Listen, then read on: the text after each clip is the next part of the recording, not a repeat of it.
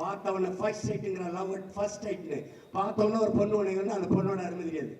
ஆனால் ஒரு 5-6 வருஷம் பின்னாடி இப்படி சுத்த விட்டு அலைய விட்டு அப்படியே இது பண்ணி அவள்கிட்ட செருப்படி வாங்கி விளக்கு மாத்தடி வாங்கி காரி மூஞ்சில துப்பி அதுக்கப்புறம் ஐ லவ் யூ நான் வச்சுக்க. அந்த காதலின் ஆழம் டெப்த் இருக்குல்ல, அதெல்லாம் டீப் லவ். இவங்க மேல இருக்கிற அவ்வளவுதான்டா இந்த கத்திக்கிட்டு இருக்கேன். ஐயோ என்ன அம்மா, ஐயோ நேரம் வேற ஓடுது எப்பா. அவனுக்கு இந்திய அரசியல் இருப்பது இங்க திராவிடனுக்கு ஆபத்து இல்லை, திராவிடன் இருக்கிறதுல அவனுக்கு ஆபத்து இல்லை. ஏன்னா இங்க அதிமுக திமுகவுக்கு பிரச்சனை இல்லை. ஏன்னா திருடனுக்கு திருடன் பாதுகாப்பு. புதிதாக ஒருவன் வந்தால் 2 பேருக்கும் ஆபத்து என்று கருதி தமிழ் தேசியம் ஆபத்தானது, தமிழ் தேசியம் ஆபத்தானது கட்டமைக்கிறான். எங்க ஐயா மருத்துவர் ராமதாஸ் அவரோட இந்த நாட்டில் தலைவர் இருக்காரு. இல்லை எங்க அண்ணன் திருமாவளவனை தாண்டிய 2 பேரும் செய்த தவறுங்க. இந்த திராவிடங்க கிட்ட போய் நின்னது 4-3 சீட்டுக்கு நின்னது. அவர்கள் எப்படியாவது பசப்பு இனிப்பு வார்த்தைகளை சொல்லி சொல்லி 1000-500 மிக்சி கிரைண்டர் ஆடு மாடு இலவசம், அண்டா குண்டா இலவசம், மூக்கத்தி தோடு தொங்கட்டான் இலவசம், எப்படியோ என் மக்களை ஏமாற்ற வேண்டும் என்று நினைக்கிறார்கள். நாங்கள் எப்படியாவது இதிலிருந்து மாற்ற வேண்டும் என்று நினைக்கிறோம். இதுதான் இந்த கட்சிகளுக்கும் எங்களுக்கு வேறுபாடு. அதனால்தான் எவரோடும் கூட்டில்லை. எனக்கு உயிர்ப்பால் ஊட்டிய என் தாய் மீது, அறிவிப்பால் ஊட்டிய என் தாய் தமிழ் மீது, என் உயிருக்கு மேலாக நேசிக்கிற எங்கள் தலைவர் மீது ஆணையிட்டு சொல்கிறேன். எங்கள் கோட்பாடு இதுதான். எங்கள் கொள்கைக்கு குறுக்கே எங்களை பெற்ற தாய் தந்தையரை வந்தால் எதிரி எதிரிதான். என் உடலோடு ஒட்டி பிறந்தவனாக இருந்தாலும் என் கோட்பாட்டிற்கு எதிராக வந்தால் வெட்டி வீசுவோம். இதான் எங்கள் தத்துவ நிலைப்பாடு. ஆட்கள் சின்ன ஆட்கள் சீரியஸாக வேலை செய்வோம். அம்மாட்ட கேட்கிறாங்க நிதியமைச்சர் நிர்மலா சீதாராமன், வெங்காய விலை ஏறி போச்சு, அதை பத்தி எனக்கு கவலை இல்லை, நான் சாப்பிடுறது இல்லைன்னு. எப்படி எவ்வளவு பொறுப்பான பதில். நான் கேட்டேன், மாட்டுக்கறி கூட தாமா நீங்க சாப்பிடுறது இல்லை, அதை பத்தி அம்மா கவலைப்படுறீங்க? அறிவார்ந்த தமிழ் சமூக மக்களே, என் தம்பி தங்கைகளே, விட்டக்கூடாது. இது கடைசி போர், கடைசி போர். இந்திய கட்சிகள் தமிழ்நாட்டிற்கு எதற்கு, இது ஆந்திராவுக்கு எதற்கு, இது கேரளாவுக்கு எதற்கு, கர்நாடகாவுக்கு எதற்கு? அம்மா பூச்சாண்டி அடிட்டு இந்தியா அது எந்த பக்கம் இருக்கு? இந்திய கடலுக்குள் நான் செத்து விழுகும் போது எங்கே போனாய், எங்கே போனாய், எங்கே போனாய்? என்னை கொன்று குவித்த சிங்களனுக்கு சிறப்பு பயிற்சி கொடுத்தது யார்? போர்க்கப்பல் பரிசு கொடுத்தது யார்? அதற்கு காசு கொடுத்தது நான். என் காசுல என் இனத்தை கொல்ல நீ ஆயுதம் கொடுத்த, பணம் கொடுத்த. அங்கிருந்து மோடிங்க வந்து மகாகவி பாரதி அவர் பேசுறாரு. ஏய் பேசுறாரு, திருக்குறள் திருக்குறள் பேசுறாரு, எல்லாம் பேசுறாரு. தமிழ் உலக மொழிகளிலே மூத்தது, தமிழ் இந்திய மொழிகளின் தொன்மை தமிழில் அறியலாம் அவர் நாம பேசுறாரு. சார் அவர் பேசுறாரு. ஏன்னா இங்க ஓட்டு வாங்கணும். எல்லாம் கவனிச்சிட்டியா? நல்ல கவனி. இங்க தம்பி அண்ணாமலை என் மண் என் மக்கள். யார் அரசியல்? ஏ அரசியல் தான். என் மண் என் மக்கள் வச்சு கர்நாடகாவில் அவர் நடந்தார்னா அது இந்திய அரசியல். பீகார்ல நடந்து குஜராத்தில் நடந்தா இந்திய அரசியல். அது ஏ நாடு தமிழ்நாட்டில் என் மண் என் மக்கள் நடந்தா அதுதான் தமிழ் தேச அரசியல். அனைத்து இந்திய அண்ணா திராவிட முன்னேற்ற கழகத்தினுடைய பொதுச் செயலாளர் பெரும் மதிப்பிற்குரிய ஐயா எடப்பாடி பழனிசாமி, தமிழர் உரிமை மீட்போம், தமிழ்நாட்டை காப்போம். அதான் எனக்கு தான் பேசுறப்படி. தமிழ் தேசியம் என்ன? இதுதான். ஹலோ ப்ளீஸ், இதுதான் தமிழ்நாட்டை வந்து தமிழ்ல பேசிக்கிட்டு தமிழ் இது விடுறாரு.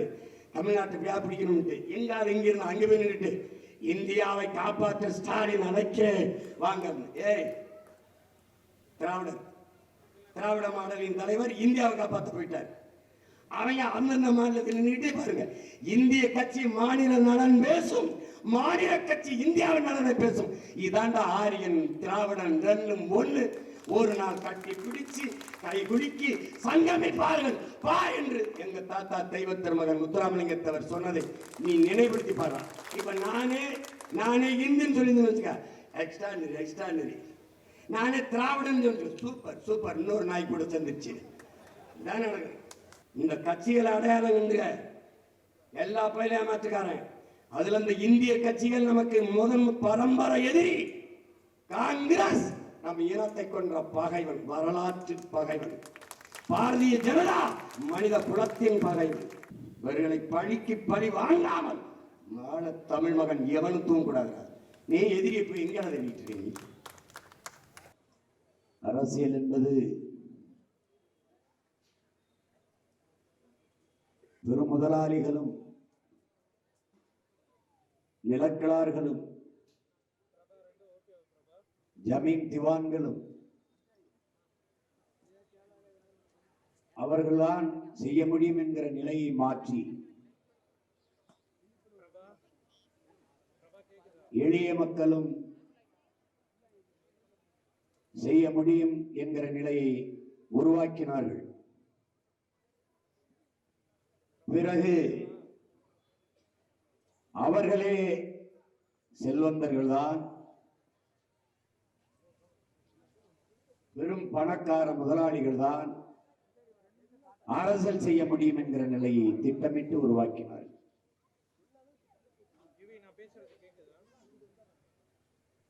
இந்த கால சூழலில் தான் எளிய பிள்ளைகள் நாங்கள் உழைக்கும் அடித்தட்டு வர்க்கத்தினுடைய வாரிசுகள் இதுவரை இங்கே இருந்த கட்சிகள் எல்லாம் எங்கள் உரிமைக்கானது, எங்களின் உணர்வுக்கானது, எங்களின் உயிரை பாதுகாக்கும், எங்கள் நிலம் வளம் காடு மலை கடல் மண் மணல் நீர் எல்லாவற்றையும் பாதுகாக்கும், எல்லோருக்குமான கல்வியை, தரமான மருத்துவத்தை,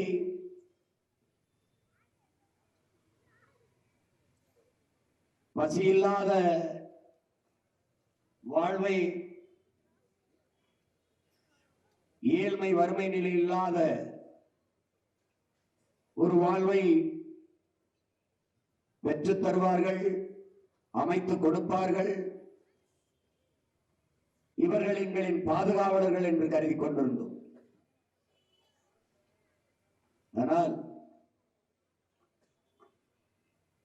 ஈழத்தாயகத்தில் என்னரும் தமிழ் சொந்தங்கள் எங்கள் கண் முன்னே செத்து விழுகும் போது நாங்கள் கத்து கதறிய போது இங்கே எவர் காதிலும் விழவில்லை. ஆட்சி அதிகாரங்களில் இருந்தவர்களே அதை செய்து முடித்தார்கள் என்கிற பேருண்மை தெரிய வந்த பிறகு இந்திய கடலுக்குள் என்னரும் மீனவ சொந்தங்கள் மீன் பிடிக்க முடியாது என்கிற நிலையை உருவாக்கி எல்லை தாண்டி வருகிறார்கள், எல்லை தாண்டி வருகிறார்கள் என்று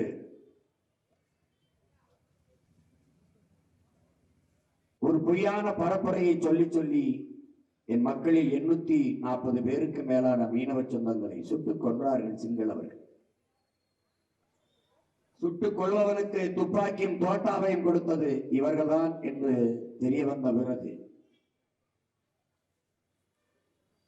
என் நிலத்தின் வளத்தை எல்லாவற்றையும் சுரண்டி கொண்டு போக அனுமதி கொடுத்து வெறும் முதலாளிகளுக்கு ஒப்பந்தமிட்டு என் மண்ணை, என் மணலை, என் மலையை மீத்தேன், ஈத்தேன், ஹைட்ரோ கார்பன் என்று என் தாயின் ஈரக்கொலையை அறுத்து இதயத்தை பிடுங்கி சிறுநீரகத்தை சிதைத்து ஒரு வன்கொடுமை செய்து எங்கள் பூமி தாயை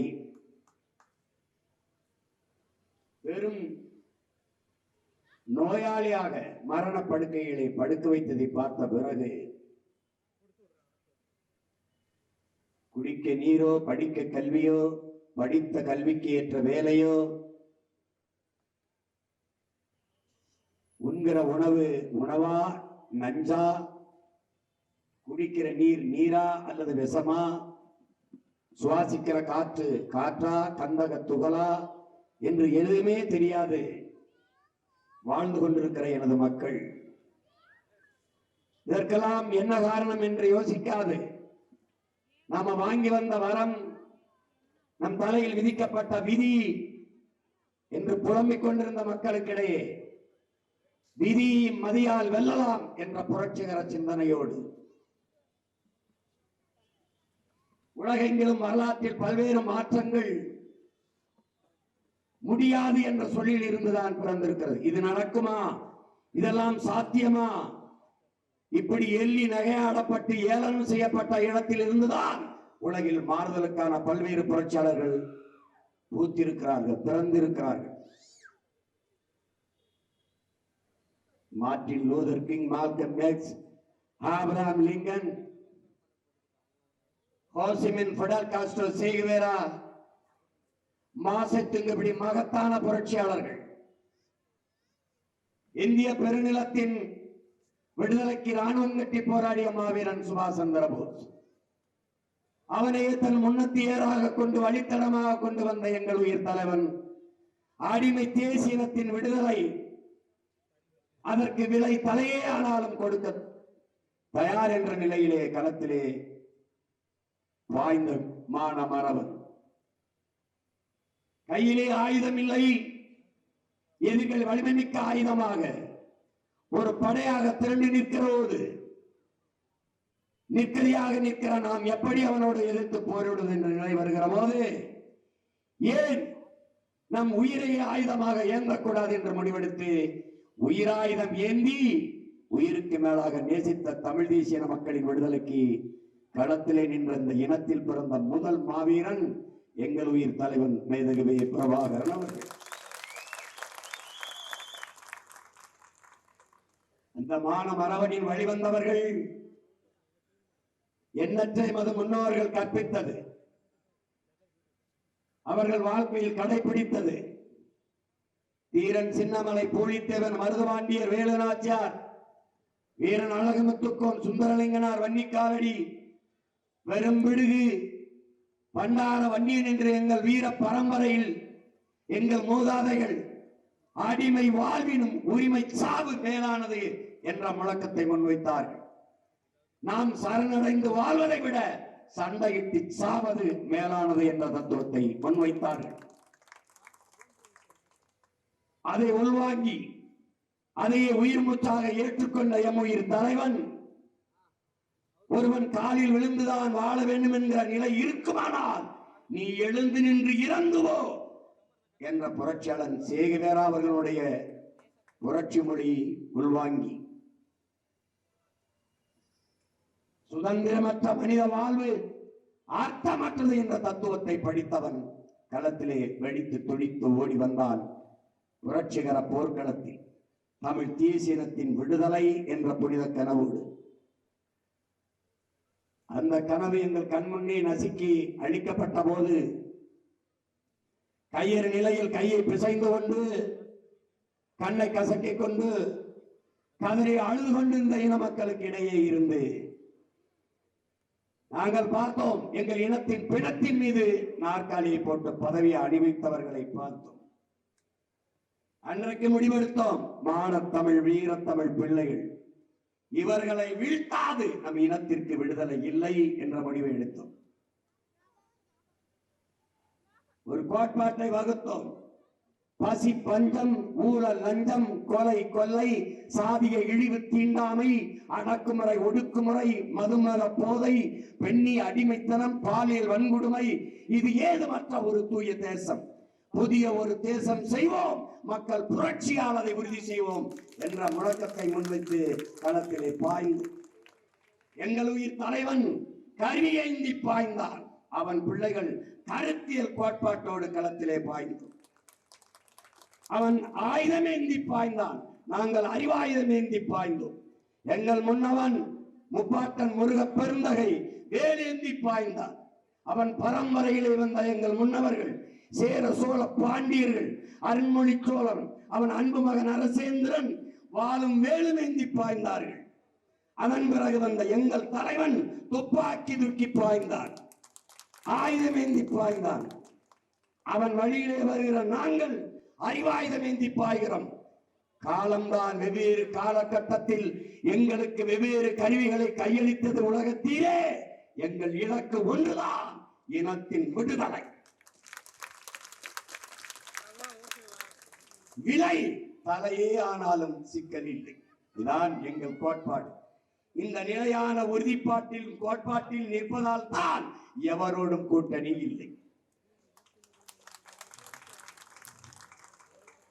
பணமா மானமிக்க உன் இனமா, ஏமாற்றமா மாற்றமா? இந்த கட்சிகள் எல்லாம் எண்ணின மக்களை எப்படியாவது ஆள வேண்டும் என்று துடிக்கிறது. உங்கள் பிள்ளைகள் நாங்கள் மற்ற மொழிவழி தேசிய இனங்களைப் போல உரிமை பெற்று எண்ணினமும் பெருமையோடு வாழ வேண்டும் என்று துடிக்கிறோம். ரெண்டுக்குமான கோட்பாட்டு வேறுபாடு. கற்றறிந்த பெருமக்களே, எண்ணிலும் இளைய என் தம்பி தங்கைகளே, இதை புரிந்து கொள்ளுங்கள். அவர்கள் எப்படியாவது பசப்பு இனிப்பு வார்த்தைகளை சொல்லி சொல்லி 1000 500 மிக்சி கிரைண்டர் ஆடு மாடு இலவசம், அண்டா குண்டா இலவசம், மூக்கத்தி தோடு தொங்கட்டான் இலவசம், எப்படியோ என் மக்களை ஏமாற்ற வேண்டும் என்று நினைக்கிறார்கள். நாங்கள் எப்படியாவது இதிலிருந்து மாற்ற வேண்டும் என்று நினைக்கிறோம். இதுதான் இந்த கட்சிகளுக்கும் எங்களுக்கு வேறுபாடு. அதனால்தான் எவரோடும் கூட்டில்லை.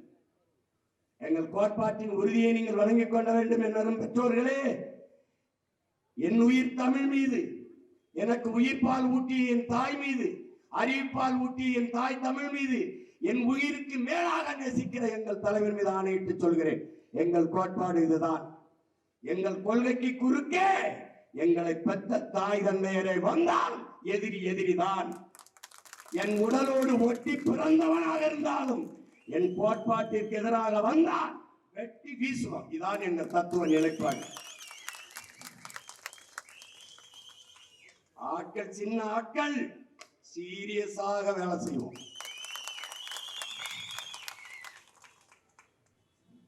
எங்கள் அண்ணன் பழனி பாபா சொன்னது போல, 4 வீட்டில் எச்சிச்சோருக்கு நாக்க தொங்க போட்டு நக்கி தின்று சாவதை விட ஒரு நொடியேனும் சிங்கமாக இருந்து கட்சி தூட்டி செத்து போ.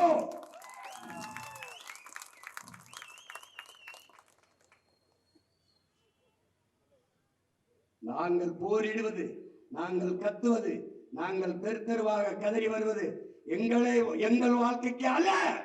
எங்களுக்கும் பின்னாடி வழி வழியே வருகிற எண்ணரும் தம்பி தங்கைகள், வருங்கால தலைமுறை பிள்ளைகள் எங்கள் நிலையில் நிற்கக்கூடாது என்பதற்காக. எங்கள் முன்னவர்களின் மீது எங்களுக்கு குறை இருக்கிறது,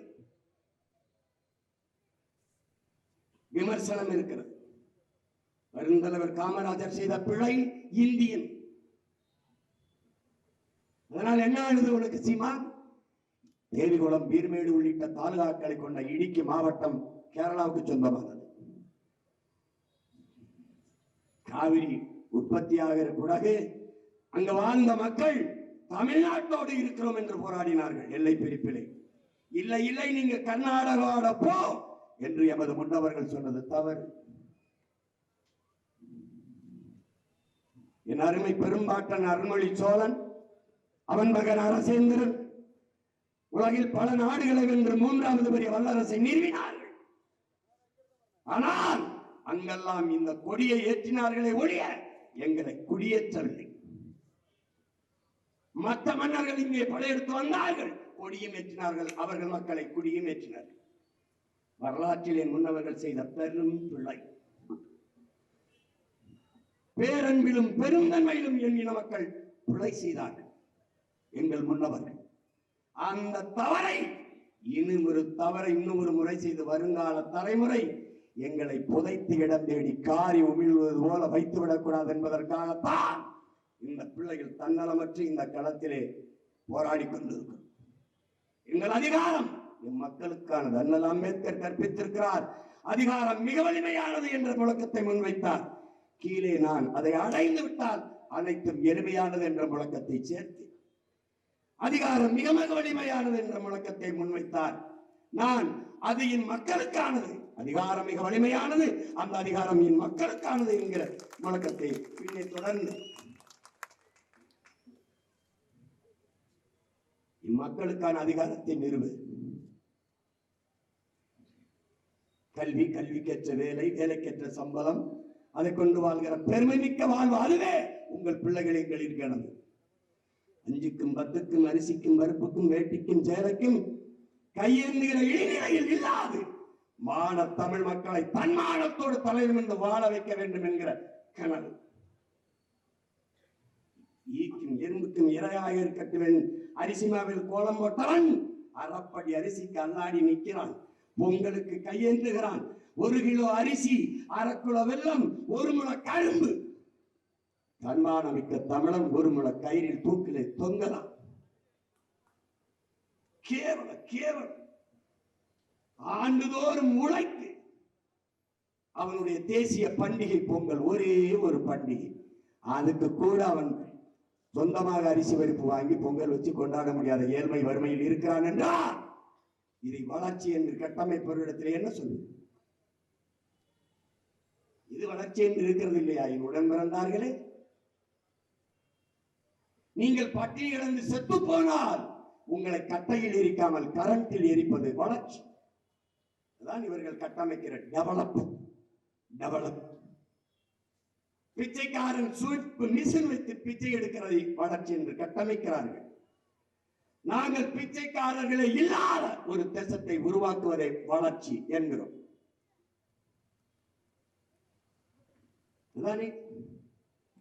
பசி என்ற சொல்லே இல்லாது ஒழிக்க வேண்டும் என் தேசத்தில். இந்த நாட்டில் பிறந்ததை தவிர இந்த மக்கள் ஒரு விளையும் செய்யலையே. என்ன வளம் இல்லை. ஒரு நாட்டில் பனி, ஒரு நாட்டில் மழை, ஒரு நாட்டில் அதிக வெயில், ஒரு நாடு பாலைவனம், இப்படித்தான் இருக்கு. ஆனால் எல்லா பருவநிலைகளும் சீராக இருக்கிற ஒரு நிலப்பரப்பு இந்திய துணைக்கண்டம் தான். என்னரும் தம்பி தங்கைகளே, இந்த நாட்டில் வெங்காயத்தை கூட விளைய வைத்து தர முடியவில்லை. இந்த வெங்காயத்தில் ஒரு பாலைவன நாடு எகிப்திலே போய் இறக்குமதி செய்யும். பாலைவன நாட்டிலிருந்து வெங்காயத்தை இவ்வளவு பெரிய நாடு எப்படி இருக்கு?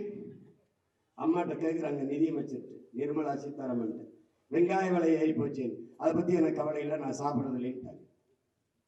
எப்படி எவ்வளவு பொறுப்பான பதில். நான் கேட்டேன், மாட்டுக்கறி கூட தாமா நீங்க சாப்பிடுறது இல்லை, அதை பத்தி அம்மா கவலைப்படுறீங்க? அதுதான் இல்லையா உங்களுக்கு? நீங்க சாப்பிடுறத பத்தி கவலைப்படுறது இல்லை, மக்களுக்கு சாப்பிடுறது பொருள் கிடைக்கலைங்கிறது கவலைப்படணும். அவன் தான் தலைவர். எனக்கு பிடிக்காது இல்லை.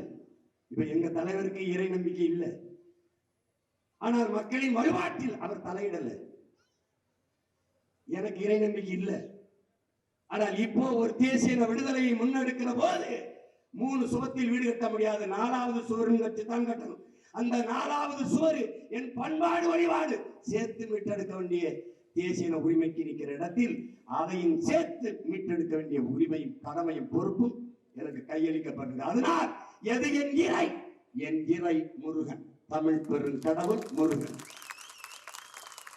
என் இறை சிவன், என் இறை மாயோன். இறைவன், என் இறைவன் பேசிய மொழியை நீ அழிக்க பார்க்கிறாய். மணிநெற்றி உமிழ் சங்கன் தலல்புரை சுடர் கடவுள் தந்த தமிழ் என்கிறான். சிவபெருமானே தந்த தமிழ். நல்லா கவனிச்சுக்க நீ.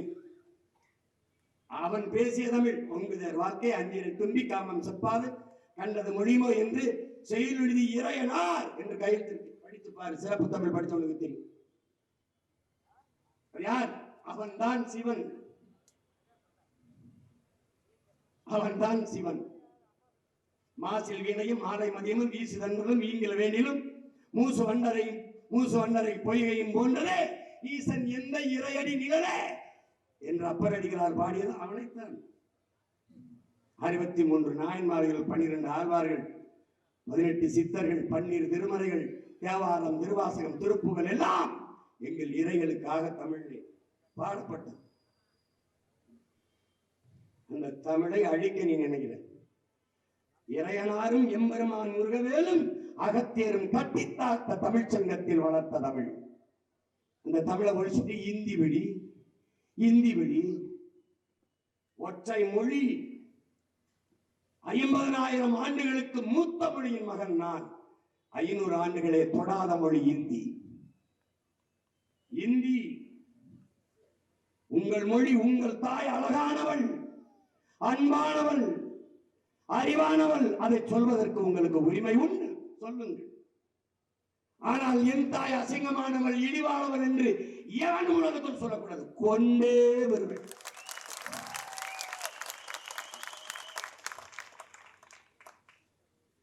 அறிவார்ந்த தமிழ் சமூக மக்களே, என் தம்பி தங்கைகளே, விட்டக்கூடாது. இது கடைசி போர், கடைசி போர். இந்திய கட்சிகள் தமிழ்நாட்டிற்கு எதற்கு? இது ஆந்திராவுக்கு எதற்கு? இது கேரளாவுக்கு எதற்கு? கர்நாடகாவுக்கு எதற்கு? அறிவார்ந்த எனது தம்பி தங்கைகள், என்னிலும் இளைய தமிழ் தலைமுறை தம்பிகள் சிந்திக்கணும், தங்கைகள் சிந்திக்கணும். காங்கிரஸ் இந்திய கட்சியா இல்லையா? இந்திய கட்சியா இல்லையா? சொல்லு, இந்திய கட்சியா இல்லையா? இந்திய கட்சி. பாரதிய ஜனதா இந்திய கட்சி. அதன் முழக்கம் என்ன? பாரத மாதாக்கு ஜெய். காவிரி நதியில் உன் நிலைப்பாடு என்ன? உன் நிலைப்பாடு நாங்க கர்நாடக மாதாக்கு ஜெய. இதையா நாங்கள் பாரத மாதாவின் குழந்தைகளா இல்லையா? கேள்விக்கு பதில் இருக்கா? இருக்கா? இருக்கா? இந்திய கட்சிகள் நல்லா கவனிக்கணும். இந்தியனுக்கும் திராவிடனுக்கு இருக்கிற இந்த ரெண்டு திருட்டு பாயல்களை நல்லா தான் தெரிஞ்சுக்கணும். அண்ணன் விட்டா உனக்கு சொல்லித்தர உலகத்தின் இனிமேல் ஒருத்தன் பிறந்து வந்தாரா? லவால் லவால் நல்லா கவனிக்க. இந்திய கட்சி எது? பாரதிய ஜனதா. இந்திய கட்சி எது? இந்த காங்கிரஸ். கர்நாடகா அங்க வரும்போது காவிரி நதிநீர் என்றால் கன்னடர் நலனையே பேசும். அது கர்நாடக மாநில கட்சியாக மாறிக்கிறோம். பாரதிய ஜனதா கர்நாடக மாநில கட்சியாக மாறிக்கொள்ளும். அங்க ஏது இந்தியா? அங்க ஏது இறையாண்மை? அங்க ஏது தேசிய ஒருமைப்பாடு? அதில் இருக்கா? யார்கிட்ட இருக்கு? யார்கிட்ட இருக்கு? தம்பி அண்ணாமலை இருக்கா? இல்ல ஐயா மோடி இருக்கா? யார்கிட்ட இருக்கு? நாட்டின் பிரதமர் இந்தியா கூட்டணியில் காங்கிரஸ் டிஎம்கே ரெண்டு ஒண்ணும் போதிக்கல, தண்ணி விடுன்னு தகராறு ஒண்ணும் பண்ணிக்கல. ஆனால் என்ன நடந்தது? என்ன நடந்தது? ஐயா என்ன சொல்றாங்க? இந்தியா கூட்டணிக்குள்ள ரெண்டு இருக்கிற கட்சி ரெண்டும் காவிரி நதிக்காக அடிச்சுக்கிறதுன்றது. தெருவில் வேடிக்கை பார்க்கிற மாதிரி பேசுகிறது. அந்த தண்ணீரை உரிய நதிநீர் பங்கீடை தலையிட்டு பெற்றுக் கொடுக்க வேண்டிய பொறுப்பில் இருக்கிற இந்த நாட்டின் முதல்வர் அமைச்சர் ஒரு பொறுப்பற்ற பேச்சு. ரெண்டு கட்சி அடிச்சுக்கிறதுன்னு மகிழ்ச்சியா இருக்கு. அவரே சொல்ற, நாங்க நர்மதா நதியிலிருந்து எந்த பிரச்சனையும் இல்லாம எல்லாருக்கும் பிரிச்சுக்கிறோம் தண்ணி அப்படின்னு. அதே மாதிரி தலையிட்டு எங்களுக்கு பிரிச்சு கொடுக்க வேண்டிய பொறுப்பும் கடமையும் யாருக்கு இருக்கு? பிரதமருக்கு. அதில் தலையிட்டு நீரை பெற்று தராது பொறுப்பற்று விலகி நிற்கும் பிரதமருக்கு எதற்காக என் ஓட்டு? ஒரு சொட்டு தண்ணி வாங்கி தர துப்பு இல்லாத வக்கு இல்லாத உங்களுக்கு தமிழன் வாக்கு எதுக்கு என்கிற கேள்வியை மான தமிழச்சி மாறுல பால் குடித்த ஒவ்வொரு மகனும் சிந்திக்கணும். சும்மா மானம் கட்டு போய் தெரியாது. ஒரு எறும்பை நீ தொற்றுவியாடாடே, ஒரு சித்தரும்பை தொற்றுவியாடா, அது சத்துக்கு கடிக்கும்டா. அப்படின்னா இவ்வளவு பெரிய வீர பரம்பரையில் வந்த நீ இப்படித்தானா? ஜல்லிக்கட்டு கால ராஜேஷன் ஜல்லிக்கட்டு மாடு பிடிக்கிறவன் நினைச்சா அவன? மாடு என் பரம்பரை, என் சுத்தடா, மாடு என் செல்வம். ஜல்லிக்கட்டு எதுக்கு விடுறோம்? கிடா சண்டை எதுக்கு? சேவ சண்டை எதுக்கு? சேவ சண்டை எதற்கு?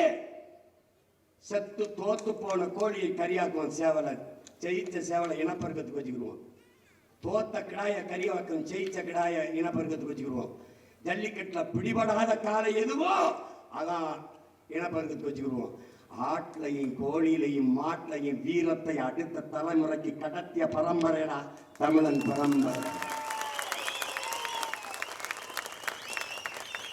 விலங்குகள்ல பறவைகளே வீரத்தை கடத்திய நாங்கள் மான தமிழ் மக்கள் எங்கள் பிள்ளைகளுக்கு எங்கள் ரத்தத்திலே வீரத்தை கடத்தாம விடுவோமா என்ன? அம்மா பூச்சாண்டி அடிட்டு இந்தியா அது எந்த பக்கம் இருக்கு? இந்திய கடலுக்குள் நான் செத்து விழுகும் போது எங்கே போனாய்? எங்கே போனாய்? எங்கே போன? என்னை கொன்று குவித்த சிங்களனுக்கு சிறப்பு பயிற்சி கொடுத்தது யார்? போர்க்கப்பல் பரிசு கொடுத்தது யார்? அதற்கு காசு கொடுத்தது நான். என் காசுல என் இனத்தை கொல்ல நீ ஆயுதம் கொடுத்த, பணம் கொடுத்த. வட்டி இல்லாத கடன் 80,000 கோடி எண்ணி கொடுத்தது காங்கிரசின் கை. எதிர்த்து பேசாமல் வேடிக்கை பார்த்தது பாரதிய ஜனதா. கூட நின்ன துரோகத்தை, பச்சை துரோகத்தை, பைந்தமிழினம் சாவதை பார்த்து கொண்ட துரோகி கருணாநிதி. திமுக எதிர்த்து போராடி போரை நிறுத்த வேண்டிய இடத்தில் இருந்து அமைதியாக போர் என்றால் பொதுமக்கள் சாவது இயல்புதானே என்று சொல்லிக் கொண்டிருந்தவர் அம்மையார் ஜெயலலிதா.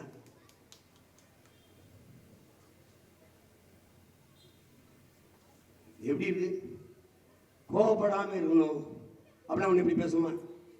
அருமை தமிழ் மக்களே, இன்றைய தினத்தில் பார்த்தீங்கன்னா நம்ம அக்கா தங்கச்சியில் ஒரு 1000 பேரை கற்பழிச்சு கொண்டிருக்காங்க. நம்ம பிஞ்சு குழந்தைகள் மேல குண்டுகளை போட்டு கொண்டிருக்காங்க. இப்படி பேசவாடா? எங்க ஊர்ல இருந்து என்னப்பா வெத்தவங்கையில செத்தவங்கையில வெத்தலா கொடுத்த மாதிரி பேசிட்டு இருக்க? இப்பெல்லாம் நாங்க பேசிடக்கூடாதுன்னா எங்கால எப்படி? எங்கள் வாழ்வும் எங்கள் வளமும் மங்காத தமிழ் என்று சங்கே முழங்கு, எங்கள் பகைவர் எங்கோ மறைந்தார், இங்குள்ள தமிழர்கள் ஒன்றாதல் கண்டு, சிங்களோடும் திங்களோடும் செல்லும்பரித தன்னோடும் விண்ணோடும் உடுக்கலோடும் மங்கள் கடல் இவற்றோடும் பிறந்த தமிழோடு பிறந்தோம் நாங்கள். ஆண்மை சிங்கத்தின் கூட்டம் என்று சிறியோருக்கு ஞாபகம் செய், முழங்கு சங்கே முழங்குன்றான். இந்த பேசு முழங்கு, இந்த கதையில முழங்குடா அப்படின்ட்டான். சிங்கத்தின் குகைக்குள் சிறுநரிக்கு இடம் கொடுத்தோம், செந்தமிழ் நாட்டின் உரிமை இழந்தோம், பொங்கும் உணர்வில் எழுந்தமிழ் அரசு போர் தொடங்கிட்டு கொட்டடாம் முரசுங்கிறான். அதை போய் திரு எங்கள் வாழும் எங்கள் வளமும் மங்காத தமிழ் என்று சங்கே முழங்கு. ஒரு பயம் உட்காந்துருக்க எல்லாம் போயிடும், தூங்கி கொட்டாய் விடும். தண்ணீர் ஊற்றி எழுப்பி எந்திரிக்கலன்னா என் பாட்டை வெந்நீர் ஊற்றி எழுப்பி பார்க்குறான். நானும் தான் 13 வருஷமா கத்தி கத்தி பார்க்குறேன். டாக்டர்ஸ் 2 பேரும் 2 வண்டியில் ஏறிக்கிட்டு பேசாத சத்தமா பேசாத சத்தமா பேசாத. எப்படிப்பட்ட ஆள் பாரு. இந்த இந்திய கட்சி அந்தந்த மாநிலம் என்று வரும்போது மாநில நலனை பேசுது, ஆனால் இந்த திராவிட கட்சி இந்திய நலனை பேசும். வேடிக்கை பத்தியா? அங்கிருந்து மோடிங்க வந்து மகாகவி பாரதி அவர் பேசுகிறாரு. ஏய் பேசுகிறாரு, திருக்குறள் திருக்குறள் பேசுறாரு, எல்லாம் பேசுறாரு. தமிழ் உலக மொழிகளிலே மூத்தது, தமிழ் இந்திய மொழிகளின் தொன்மையை தமிழில் அறியலாம் அவர் நாம பேசுறாரு. சார் அவர் பேசிட்டாரு. ஏன்னா இங்க ஓட்டு வாங்கணும். எல்லாம் கவனிச்சுட்டியா? நல்ல கவனி. இங்க தம்பி அண்ணாமலை என் மண் என் மக்கள். யார் அரசியல்? ஏ அரசியல் தான். என் மண் என் மக்கள் வச்சு கர்நாடகாவில் அவர் நடந்தார்னா அது இந்திய அரசியல். பீகார்ல நடந்து குஜராத்தில் நடந்தா இந்திய அரசியல். அது ஏ நாடு தமிழ்நாட்டில் என் மண் என் மக்கள் நடந்தா அதுதான் தமிழ் தேச அரசியல். அனைத்து இந்திய அண்ணா திராவிட முன்னேற்ற கழகத்தினுடைய பொதுச் செயலாளர் பெரும் மதிப்பிற்குரிய ஐயா எடப்பாடி பழனிசாமி, தமிழர் உரிமை மீட்போம், தமிழ்நாட்டை காப்போம். அதான் எனக்கு தான் பேசுற. அப்படி அதுதான் தமிழ் தேசியம். தமிழ் தேசியம் என்ன? இதுதான். ஹலோ ப்ளீஸ், இதுதான். Please understand. இதுதான். திஸ் இஸ் தமிழ் நேசன். இவ்வளவுதான். இதான் திஸ் இஸ் தமிழ் நேசனிசம். வேற ஒண்ணும் கிடையாது. ஒரு குழப்பிக்காத. அது இவங்க பாருங்க, அவர் இங்க வந்து தமிழ்ல வந்து தமிழ்நாட்டை வந்து தமிழ்ல பேசிக்கிட்டு தமிழ் இது விடுறாரு. தமிழ்நாட்டை வியாபிக்கணும்ட்டு எங்காவது இங்க இருந்து அங்க போய் நின்றுட்டு இந்தியாவை காப்பாற்ற ஸ்டாலின் அழைக்க வாங்க. ஏய் திராவிட மாடலின் தலைவர் இந்தியாவை காப்பாற்ற போயிட்டார். அவங்க அந்தந்த மாநிலத்தில் நின்றுட்டே பாருங்க. இந்திய கட்சி மாநில நலன் பேசும், மாநில கட்சி இந்தியாவின் நலனை பேசும். இதாண்டா ஆரியன் திராவிடன் ரெண்டும் ஒண்ணு. ஒரு நாள் கட்டி பிடிச்சு கை குலுக்கி சங்கமிப்பார்கள் பா என்று எங்க தாத்தா தெய்வ திருமகன் முத்துராமலிங்கத்தவர் சொன்னதை நீ நினைவுபடுத்தி பாரு. அவர் சொன்னார், அவர் இல்ல பேர வந்த என்ன சொன்ன? நாங்கள் இந்தியரும் இல்லை, திராவிடரும் இல்லை, தேவரும் இல்லை, தேவேந்திரரும் இல்லை, நாடாரும் இல்லை, கோணாரும் இல்லை, செட்டியாரும் இல்லை, வன்னியரும் இல்லை, கவுண்டரும் இல்லை, உடையாரும் இல்லை, பிள்ளையும் என்னதாண்டா பண்ணீங்க? நாங்கள் தமிழர்கள். 2 பேரும். இப்ப நானே இந்தியன் சொல்லி வச்சுக்க, எக்ஸ்ட்ரானரி. நானே திராவிடன் சொல்லி சூப்பர். இன்னொரு நாய் கூட சேர்ந்துச்சு. நானே சாதி கட்சி வச்சேன்னு வச்சுக்க, ஒன்னும் கிடையாது. நீ யோசிச்சு பாரு. சாதி கட்சி வச்சவன் சாதிச்சதை மட்டும் சொல்லு. இந்த சாதியிலே இல்லாதவன்ட்ட 4-3 சீட்டுக்கு முட்டிக்கால் போட்டாதான் மிச்சம். சொல்லு, நீ சொல்லு, அவனாவது ஏத்து பேசு. எதிர்த்து பேசு. தனிச்சு ஏன் நிக்கிற? தனிச்சு நிக்கிறதுனால 40 இடத்துல நிக்கிறேன். 40 இடத்துல தமிழ்நாட்டில் நிக்கிற ஒரு கட்சியை சொல்லு. எந்திரிச்சு சொல்ல வேணாம். ஒரு கட்சி வலிமையானவன் யார்? நான் தான்.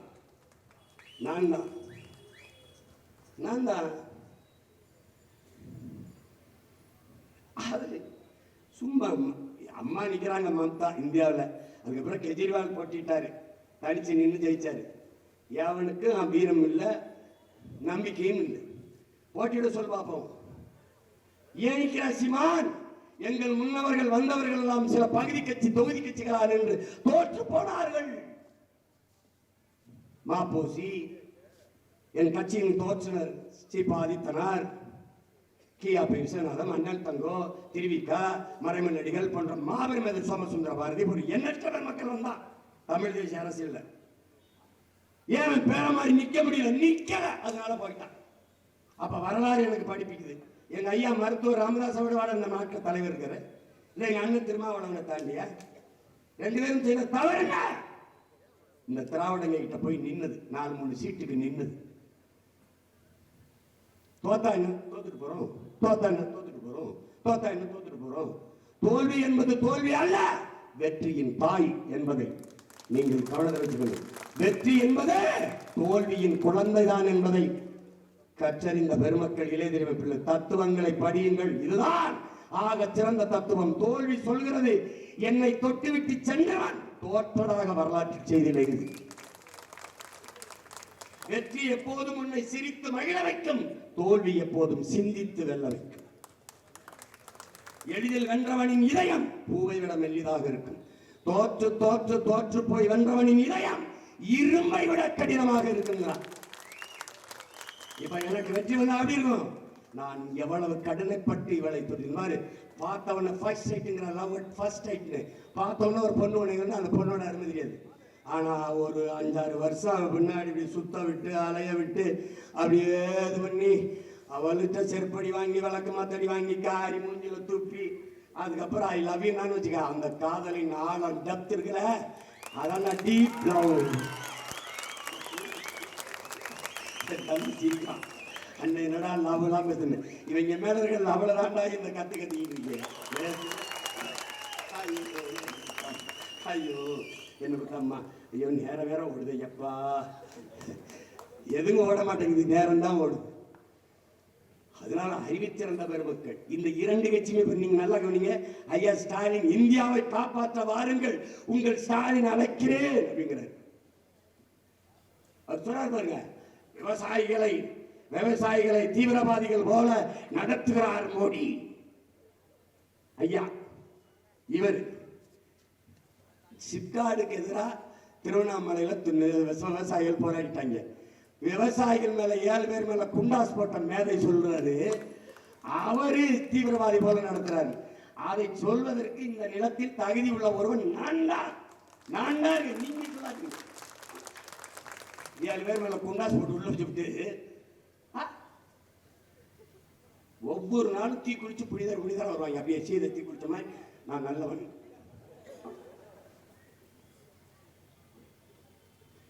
அதாவது இவங்கள மாதிரி பொய் புரட்டு கரைங்க உலக வரலாற்றுல கிடையாது. ஒரு நேரத்துக்கு ஒன்று பேசுவாங்க, இதை நான் பேசும்போது சிரிப்பாங்க. நீங்க தான் பேசுங்களா, நான் இதை செஞ்சிருவேன்னு 6 மாசம் விட்டு அவங்களே யோசிச்ச மாதிரி சொல்லுவாங்க. சொந்தமா மூளையும் இல்லை, சிந்திக்கிற திறனும் இல்லை, சொன்னாலும் கேட்கறதும் இல்லை. அப்புறம் புதுசா அவர்களே ஒரு சிந்தனை சிப்பி போல நாங்களே சிந்திச்சது போல சொல்லுவாங்க. இப்ப ஒரு கேள்வி, புதிய கல்விக் கொள்கையை ஏற்கிறீங்களா எதிர்க்கிறீங்களா? ஐயா ஸ்டாலின் கேளுங்க. எதிர்க்கிறோம். அப்ப பிரைம் மினிஸ்டர் PM ஸ்ரீ பள்ளின்னு ஒண்ணு வருதுல, அது எந்த திட்டத்தில் இருக்கு, அதை ஏன் ஏற்கிறீங்க? பதில் கேட்டு சொல்லணும். நாளைக்கு இங்கே திமுக சார்பா ஓட்டு கேட்டு வந்தா யாராவது ஆதரவு இருந்தா கேட்கணும். இந்த ஸ்ரீ பள்ளி இருக்குல்ல, பிரைம் மினிஸ்டருடைய ஸ்ரீ பள்ளி திட்டம், அதை ஏற்கிறீங்களா எதிர்க்கிறீங்களா? ஏற்கிறீங்க. இது புதிய கல்விக்குள்ள இருக்கா பழைய கல்விக்குள்ள இருக்கா? புதிய கல்விக்குள்ள இருக்குது. இதையே ஏற்கிறீங்க. இப்போ எப்படி இருக்கிறீங்க? தாயை எதிர்க்கிறீர்கள், சேயை ஏற்கிறீர்களா? இந்த சிறிப்பள்ளி பிரைம் மினிஸ்டருடைய சிறிப்பள்ளியில கிறிஸ்தவர் இஸ்லாமியர் ஆசிரியராக முடியுமா? கேள்வி இருக்கா? கேள்விக்கு பதில் இருக்கா? உங்களுக்கு இருக்கா? பிறகு புதிய கல்விக் கொள்கை என்பது நம் பிள்ளைகளுக்கு நாம் எழுதி வைக்கிற மரண சாசனம். பெரும் பெரும் கல்வியாளர்கள், பேரறிஞர்கள், தம்பி 12ஆம் முடிச்சு நீட்டு தேர்வு எழுதும் போதே தோல்வியை தாங்கிக்கிற மனமுதிர்ச்சி இல்லாம நம்ம பிள்ளைய தற்கொலை பண்ணி செத்து போகுது. 12ஆம் தேர்வுல தோல்வி விட்டாலே முதிர்ச்சி இல்லை, 16 வயசுல செத்து போகுது. ஆனா 5 வயசுல நீ பொது தேர்வு எழுத சொல்ற, 5 வயசுல 5ஆம் வகுப்புல பொது தேர்வு எழுத சொல்ற. 8 வயதில் தான் கல்வியில் முதலிடத்தில் இருக்க தென்கொரியா 1ஆம் வகுப்பு சேர்க்குது. கல்வியில உலகத்திலே முதலிடத்தில் நம்பர் 1 இடத்தில் பிளேஸ்ல இருக்கிற தென்கொரியா தன் மாணவ பிள்ளைகளை 8 வயதில் தான் 1ஆம் வகுப்பு சேர்க்குது. எப்படின்னா உடை அவனுக்கே போட்டு தெரியணும், சாப்பாடு அவனுக்கே நெருத்து சாப்பிட தெரியணும், அவனுக்கே கழிவறை போய் வரணும், எல்லாம் அந்த தெரிய அந்த இடத்துல தான் அவனை பள்ளிக்கூடத்தில் சேர்க்கணும். அது வரைக்கும் பிளே ஸ்கூல் தான். ஆனா இங்க கற்ப பையில இருக்கும்போதே எல்கேஜி யூகேஜி சீட் வாங்கி வச்சிருக்கான். இந்த 8 வயதில் என் பிள்ளை நீ பொது தேர்வு பப்ளிக் எக்ஸாம் எழுத சொல்ற.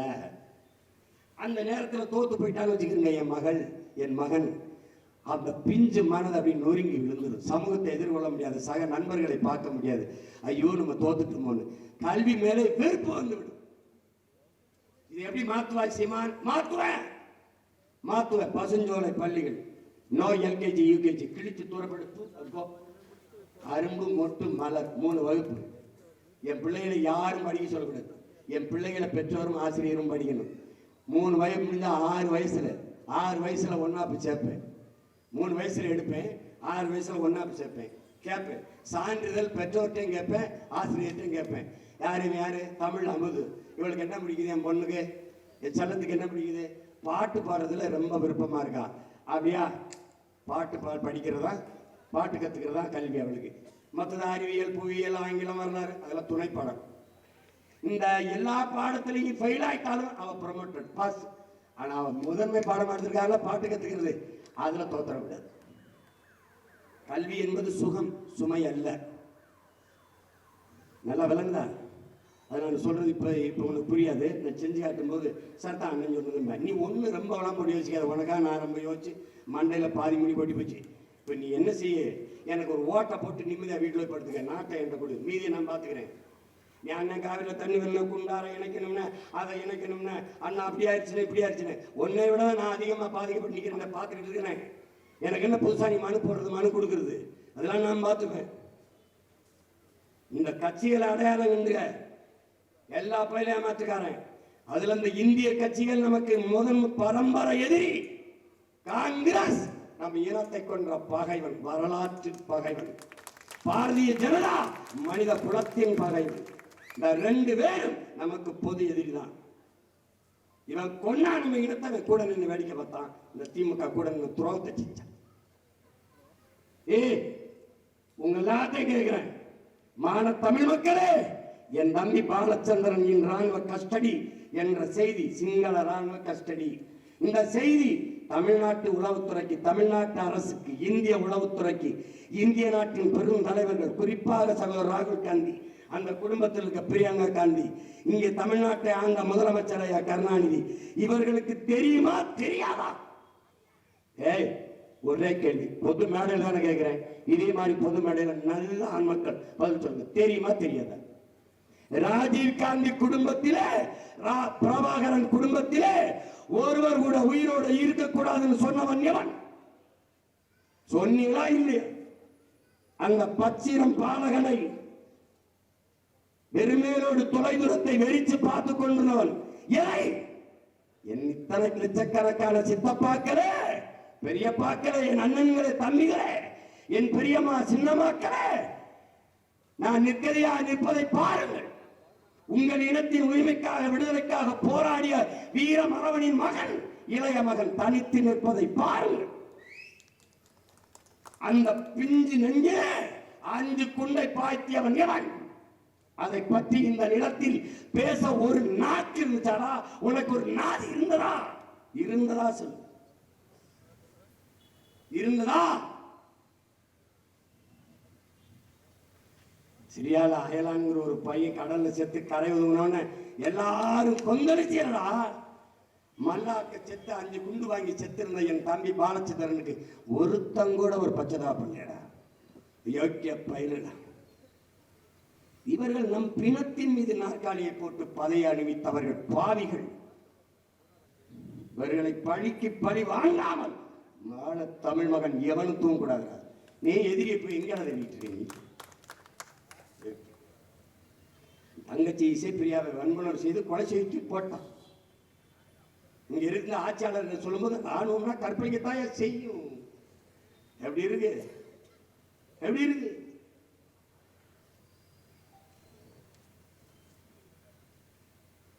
நமக்கு ஒரு காலம் வராமல போகணும். அது வராது. நாம உருவாக்கும். நமக்கான காலத்தை நாம உருவாக்கணும். நீ எதை பற்றியும் கவலைப்படாத. எதை பற்றியும் கவலைப்படாத. என் தம்பி ராஜேஷுக்கு இந்த மைக் சின்னத்தில் ஒரு ஓட்டை போடு. நீ என் பேச்சை கேட்டு போற மட்டும் இல்லை, போய் பார்க்குற எல்லாருக்கும் ஒரு தடவை சீமானுக்கு போடுங்க.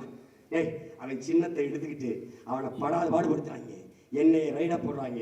அவனை அடக்கி ஒடுக்கி தமிழனுக்கென்று வருகிற குரலை நெருங்க நினைக்கிறான். தமிழ் தேசிய அரசியல் வளர்ந்து விடக்கூடாது, அது ஒளிஞ்சிடணும்னு நினைக்கிறான். அவனுக்கு இந்திய அரசியல் இருப்பது இங்கே திராவிடனுக்கு ஆபத்து இல்லை. திராவிடன் இருக்கிறதுல அவனுக்கு ஆபத்து இல்லை. ஏன்னா இங்கே அதிமுக திமுகவுக்கு பிரச்சனை இல்லை. ஏன்னா திருடனுக்கு திருடன் பாதுகாப்பு. புதிதாக ஒருவன் வந்தால் 2 பேருக்கும் ஆபத்து என்று கருதி தமிழ் தேசியம் ஆபத்தானது, தமிழ் தேசியம் ஆபத்தானது கட்டமைக்கிறான். தமிழ் தேசியம் ஆபத்தானது என்றால் அருகிலே ஆந்திராவிலே தெலுங்கு தேசம் என்ற 1/2 நூற்றாண்டுகளுக்கு மேலே கட்சி இருக்க. அந்த கட்சியோட நீங்கள் எல்லாம் ஏன் கூட்டு வைத்தீர்கள்?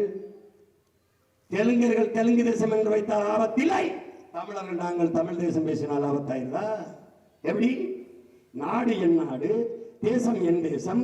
இங்கு வாழ்கிற மக்களின் மொழி, கலை, இலக்கியம், பண்பாடு, காற்றுவளம், கனிமவளம், நீர்வளம், நிலவளம், மலைவளம், கடல்வளம், மணல்வளம் எல்லாற்றையும் காப்பது, மக்களின் நலன் காப்பது. இதற்கு ஒரு அரசியல், அது தமிழ் தேச அரசியல். அவ்வளவுதான். இதுல என்ன உனக்கு பிரச்சனை? என்ன பிரச்சனை? என்ன பிரச்சனை? பயம்.